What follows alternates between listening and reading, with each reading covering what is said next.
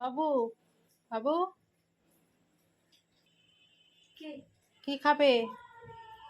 আজকে রুটি করতে ইচ্ছে করছে না। যেটা ইচ্ছে বানিয়ে দাও, কিন্তু ভাত না।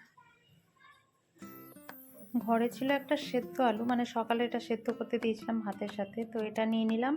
সাথে ছিল ব্রেড। তো দেখতে পাচ্ছ এখানে ব্রেডটা একটুখানি কেটে কুটে দিয়ে দিলাম, ছিঁড়ে আর কি।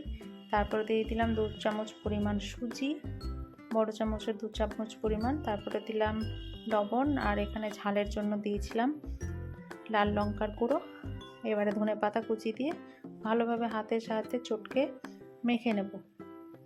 তো এই কাজটা হাত দিয়ে করলে বেশ ভালো হয়। তারপরে দেখো এখানে আমি ব্রেডটার কর্নারগুলো ছাড়াতে পারতাম, তোমরা চাইলে ছাড়িয়ে নিতে পারো আর কি কেটে নিতে পারো। তো আমি এটা ঝামেলা ছাড়াই মানে করতে ইচ্ছে করছিল না, তো আয়ুষ কিছু খাবে, তো এটাই আমার মনে হলো।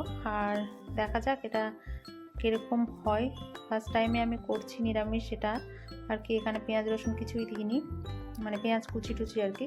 তো দেখো এইভাবে করে আমি মুড়ে নিচ্ছি, জাস্ট আলুটা রোল করে দিয়ে। খুব ভালো হয়, এটা খুলে যায় না, আর খুব টেস্টিও হয়েছিল খেতে।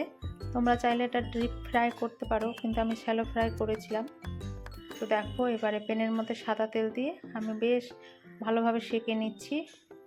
আর এটা খুব মজার হয়েছিল খেতে, আয়ুষ তো খুব খেতে পছন্দ করেছিল, তো তোমাদের সাথে আমি শেয়ার করলাম।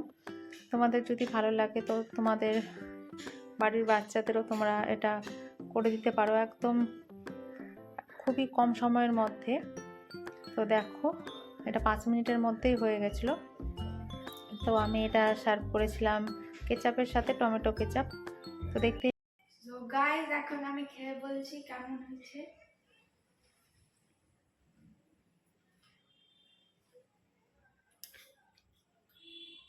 ভালো।